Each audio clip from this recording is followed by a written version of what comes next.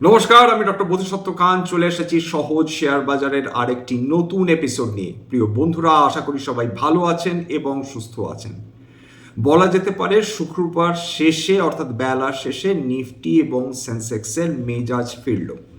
সেন্সেক্স প্রায় 250 পয়েন্ট বৃদ্ধি পেয়ে বন্ধ হলো, নিফটি ওই 50 পয়েন্টের আশেপাশে বৃদ্ধি পেয়ে বন্ধ হলো। কিন্তু আমরা যদি মিড ক্যাপ কোম্পানিজগুলো দেখি বা স্মল ক্যাপ কোম্পানিজগুলো দেখি, সেখানে কিন্তু পতন জারি রয়েছে, লাগাতার পতন চলছে। যদিও সারাদিনে যে পতন দেখেছিল সেখান থেকে কিছুটা রিকভার করেছিল বিভিন্ন মিড ক্যাপ বা স্মল ক্যাপ কোম্পানিগুলো। এই সময় বিভিন্ন বিনিয়োগকারীরা তারা লার্জ ক্যাপকে বেশি ভরসা করছেন মিড ক্যাপ বা স্মল ক্যাপের তুলনায়। এইবার চলে আসি গোটা বিশ্বে বিভিন্ন মার্কেটগুলো খেয়াল করে দেখুন। আজকের এশীয় মার্কেটগুলোর মধ্যে কসপি, হ্যাংসেং, জাকার্তা এরা 1.5% আশেপাশে পতন দেখেছে। বিগত 3 দিন ধরে ন্যাসড্যাক লাগাতার পতন দেখে চলছে। বিগত কাল রাতেও ন্যাসড্যাকের 1.5%-এর কাছাকাছি পতন, এবং ন্যাসড্যাকের এই পতনের সঙ্গে আমাদের ভারতবর্ষে যে আইটি সেক্টরের কোম্পানিগুলো রয়েছে তার ডেফিনেট সম্পর্ক রয়েছে, কারণ ন্যাসড্যাক একটা টেকনোলজি হেভি ইন্ডাইস। সুতরাং ন্যাসড্যাকে যদি বিভিন্ন ইনফরমেশন টেকনোলজি কোম্পানিজগুলো লাগাতার পতন দেখতে থাকে, তার মানে যেটা বোঝায় যে সার্বিকভাবে আমেরিকাতে ইনফরমেশন টেকনোলজি সেক্টরে দুর্বলতা চলছে বা প্রফিট বুকিং চলছে, এবং তার কিন্তু এফেক্ট, একটা নেগেটিভ এফেক্ট আমরা আমাদের ইনফরমেশন টেকনোলজি সেক্টরে অলরেডি দেখতে পেয়েছি। এই যে ন্যাসড্যাকের বিভিন্ন ইনফরমেশন টেকনোলজি সেক্টরে যে কারেকশন দেখছেন, তার পেছনে আমরা কখনোই এই আর্টিফিশিয়াল ইন্টেলিজেন্স কোম্পানিগুলোর ভূমিকা অগ্রাহ্য করতে পারি না। ইনফরমেশন টেকনোলজি কোম্পানিজগুলোর বিনিয়োগকারীরা তারা ভবিষ্যতের কথা ভেবে ভয় পেয়ে যাচ্ছে। যখন আর্টিফিশিয়াল ইন্টেলিজেন্স আরও বেশি সক্ষম হয়ে উঠবে, আরও সঠিক মূল্যায়ন করতে শিখে যাবে, তখন আইটি কোম্পানিজগুলোর ভবিষ্যৎ কি হবে। আজকের আমাদের ইনফরমেশন টেকনোলজি সেক্টরটা পুনরায় পতন দেখলো।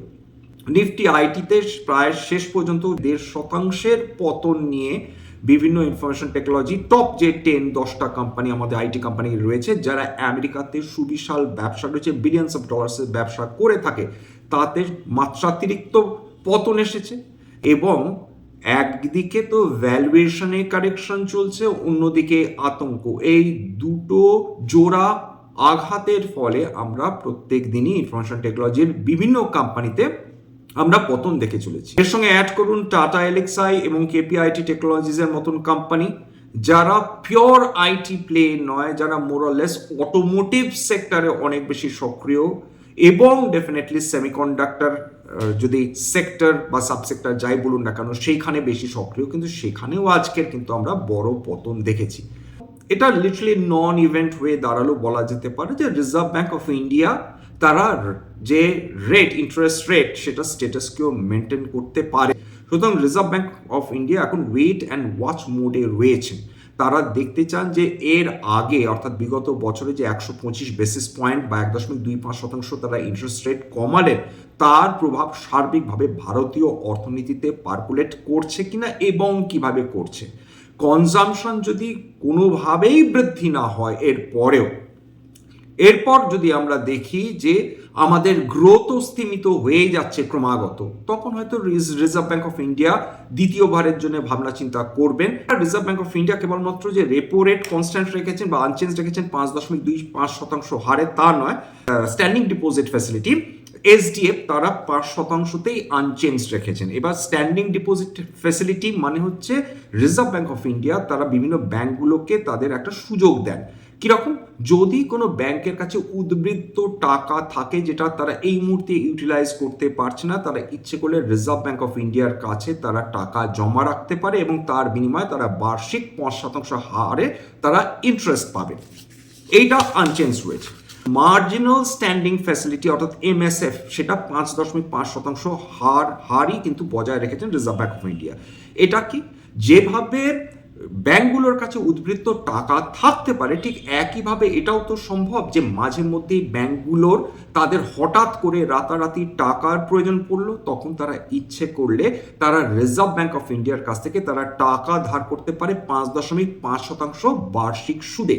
এটা কেন 50 বেসিস পয়েন্টস অতিরিক্ত কেন? তার কারণ এটা একটা এমার্জেন্সি লেন্ডিং, ওভারনাইট লেন্ডিং, তার ফলে এই রেটটা ইউজুয়ালি বেশি থাকে। রিজার্ভ ব্যাংক এই মুহূর্তে মনে করছে তারা তাদের পলিসি নিয়ে স্যাটিসফাইড, এই মুহূর্তে এমন কিচ্ছু নেই যার ফলে রিজার্ভ ব্যাংক অফ ইন্ডিয়ার এই ইন্টারেস্ট রেট নিয়ে টিঙ্কার করতে হয়।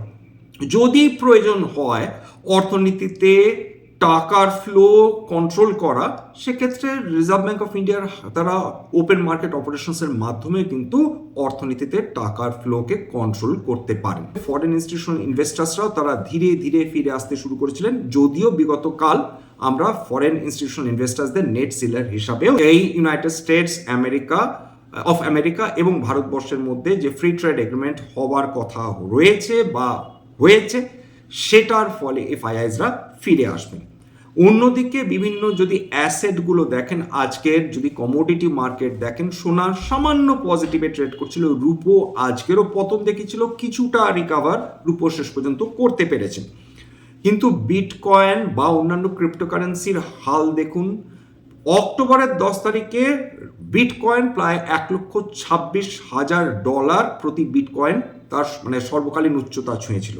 আজকে সেটা প্রায় $65,000 প্রতি বিটকয়েন ট্রেড করছে, লিটারালি 50% মাত্র কয়েক মাসের মধ্যে, মাস চারেকের মধ্যে কমে গিয়েছে। বিভৎস পতন চলছে, সেটা ইথেরিয়াম বলুন, বিটকয়েন বলুন, সোলানা বলুন, যে টপ নচ কয়েন্সগুলো রয়েছে, প্রত্যেকটাতে হিউজ কারেকশন এসেছে। এবং এরকম প্রথমবার নয় যে বিভিন্ন ক্রিপ্টোকারেন্সিসগুলো এরকম ক্র্যাশ করেছে। এই ক্রিপ্টোকারেন্সিসগুলো এতটাই ভোলেটাইল যে মাত্র কয়েক সপ্তাহ বা কয়েক মাসের মধ্যে এরা 50, 60, 70% অবধি কিন্তু কারেকশন হতে পারে। সেটাই কিন্তু আমরা বিটকয়েনের ক্ষেত্রে দেখছি। যে এছাড়া বহুবার আলোচনা করেছি যে যখনই ন্যাসড্যাক দুর্বলতা দেখাবে, তখন অন্তত 80% পসিবিলিটি রয়েছে যে ক্রিপ্টোকারেন্সি মার্কেটেও আমরা এই দুর্বলতা দেখব। অন্তত তথ্য তাই বলে, বাস্তবিকভাবে তাই হচ্ছে। বিগত 3 দিন ন্যাসড্যাকে দুর্দান্ত পতন এসেছে এবং তার ফলে আমরা ক্রিপ্টো মার্কেটেও খুব সাংঘাতিক পতন আমরা দেখে অলরেডি ফেলেছি। ডিফেন্স সেক্টরে পতন এসেছে, উত্তর হচ্ছে হ্যাঁ। এবং মেটাল সেক্টরে পতন এসেছে, উত্তর হচ্ছে হ্যাঁ। তার কারণটাই হচ্ছে মেটালসগুলো আজকের পতন দেখেছে। ডিফেন্স সেক্টরে এখনো যেহেতু অর্ডার ভিজিবিলিটি সেই অর্থে নেই, কোয়ার্টারলি রেজাল্টস ভালো হচ্ছে না, যেটা আগের দিনই আলোচনা করছিলাম, আজকেরও রিটারেট করতে বাধ্য হচ্ছি। যতক্ষণ না এই অর্ডারের ক্ল্যারিটি আসছে, যতক্ষণ না ঠিক সময় ডেলিভারি দিতে পারছে কোম্পানিজগুলো, উদাহরণ হিসেবে আমরা হিন্দুস্তান এরোনটিক্স লিমিটেড এর কথা বলতে পারি।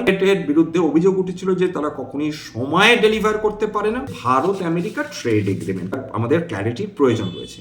1 নম্বর, আমরা এই কথাটা শুনেছি ডোনাল্ড ট্রাম্পের মুখ থেকে, তার ট্রুথ সোশ্যাল পোস্টের মাধ্যমে, এবং তারপর তাদের হোয়াইট হাউসের মুখপাত্র লেভিট বারবার বলে চলেছেন, লক্ষ্য করার মতন কথা কিন্তু, তিনি বলে চলেছেন ভারতবর্ষ রাশিয়ার কাছ থেকে তেল কেনা বন্ধ করে দেবে, ভারতবর্ষ আমেরিকার কাছ থেকে বিপুল পরিমাণ তেল কিনবে, ভারতবর্ষ $500 বিলিয়ন ট্রেড করবে। সময়রেখা, ভারতবর্ষ আমেরিকার কাছ থেকে মোট $41.2 বিলিয়ন বিগত বছরে তারা আমদানি করেছিল এবং তার প্রায় দ্বিগুণ পরিমাণ মাল ভারতবর্ষ তারা রপ্তানি করেছিল আমেরিকাতে।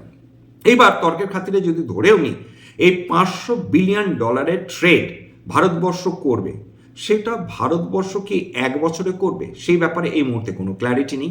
তারা শুধু আমেরিকার কাছ থেকে কেনই বা $500 বিলিয়ন গল্পটা কেনই বা তারা শুনবে?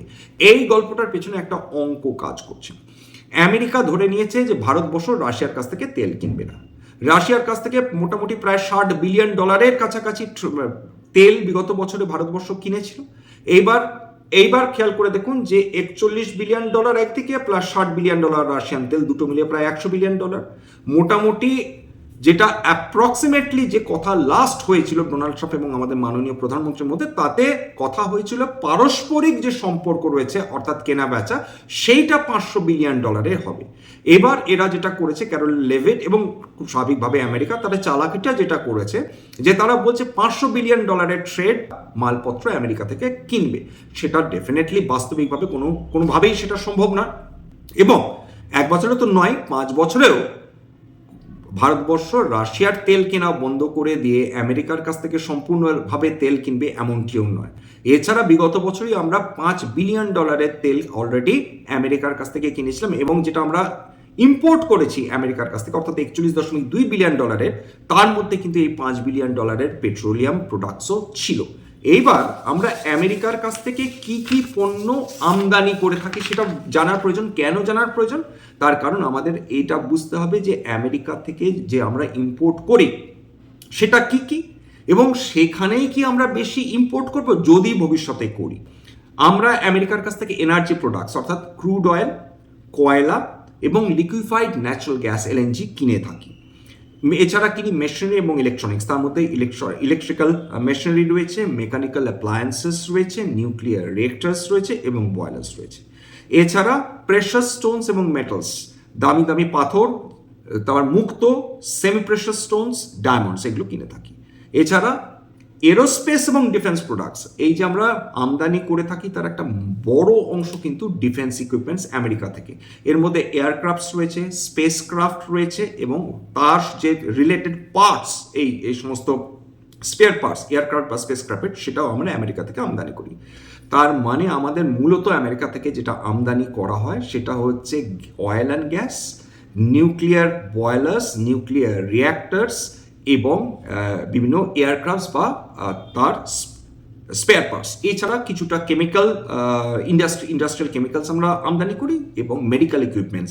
তার মানে যেটা বোঝা গেল যে আমাদের ইউজুয়ালি যে সেক্টরসগুলো নিয়ে আমরা ভয়ে থাকি অর্থাৎ অটো বা স্টিল বা আমাদের কৃষি পণ্য বা ডেয়ারি প্রোডাক্টস, সেইগুলোতে আপাতত তো ভারতবর্ষ আমেরিকার কাছ থেকে কিছু কেনেনি বা কিছু কেনে না। এইবার প্রশ্নটা হচ্ছে তাহলে চুক্তিটা কি হলো? কেউ কি স্বাক্ষর করেছেন? আমেরিকান প্রেসিডেন্ট কি স্বাক্ষর করেছেন? আমাদের প্রধানমন্ত্রী কি স্বাক্ষর সেখানে সই করেছেন? এইটা একটা বড় প্রশ্ন।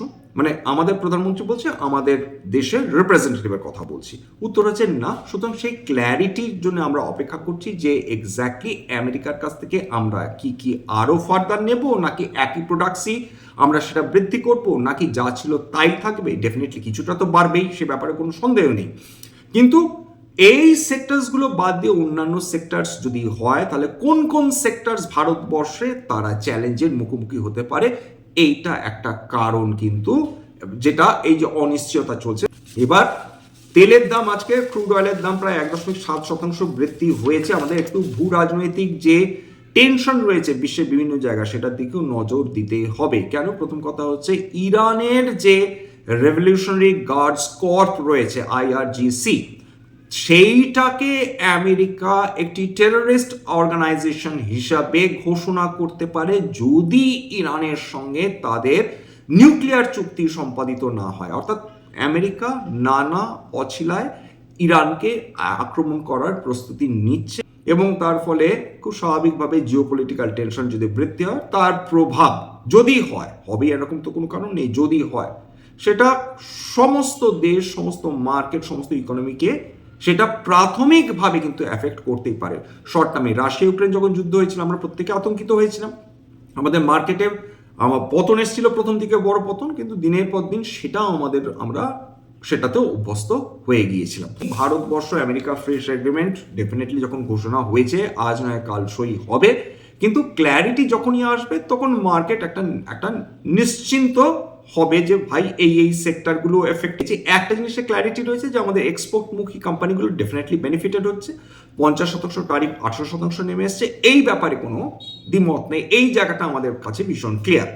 এবং বিগত কয়েকদিন ধরে খুব স্বাভাবিকভাবে বিভিন্ন এক্সপোর্টমুখী কোম্পানি যেন আমেরিকাতে এক্সপোর্ট করে তারা রেগুলার র্যালি করে যাচ্ছে। যে কোম্পানিগুলো নিয়ে আলোচনা করলাম হতে পারে তার মধ্যে কয়েকটা কোম্পানিতে আমার বা আমার পরিবারের বিনিয়োগ থাকলেও থাকতে পারে। ভবিষ্যতে যদি নতুন করে কিনি বা বিনিয়োগ করি আগামী বিজ্ঞপ্তি দিয়ে কিনতে বা বিক্রি করতে পারবো না। স্ট্যান্ডার্ড ডিসক্লেমার, এটা কেবলমাত্র একটা এডুকেশনাল চ্যানেল। বাঙালি বিনিয়োগকারীদের ইনভেস্ট অ্যাওয়ারনেস বৃদ্ধির জন্য এখানে কোনো ধরনের কোনো শেয়ারে buy sell recommendation, suggestion, advice এমনকি ইনফ্লুয়েন্স করার প্রচেষ্টা নেই। আমার কথা শুনে যদি কোনো শেয়ারে বাই সেল সিদ্ধান্ত নেন ক্ষতির মুখোমুখি হতে পারেন। সুতরাং সবসময় একজন সেবি রেজিস্টার্ড ইনভেস্টমেন্ট অ্যাডভাইসারের পরামর্শ নেওয়ার চেষ্টা করবেন বা নিজের ডিউ ডিলিজেন্স করবেন, সেক্ষেত্রে আপনারা উপকৃত হলেও হতে পারেন। সবার শেষে যেটা বলি, যদি এই ধরনের এপিসোড আপনাদের ভালো লাগে প্লিজ একটা লাইক দেবেন, প্লিজ সাবস্ক্রাইব করবেন। বহু মানুষ দেখেন কিন্তু সাবস্ক্রাইব না করে চলে যান। আপনাদের একান্ত অনুরোধ, যদি সত্যি মনে হয় আমার বাঙালি ভাই বোনদের জীবনে একটুখানি ভ্যালু অ্যাড করতে পেরেছি, প্লিজ নিজের গ্রুপে শেয়ার করে দেওয়ার চেষ্টা করবেন যাতে বহু বাঙালি বিনিয়োগকারীর কাছে এই ধরনের এপিসোড পৌঁছে যায়। নমস্কার।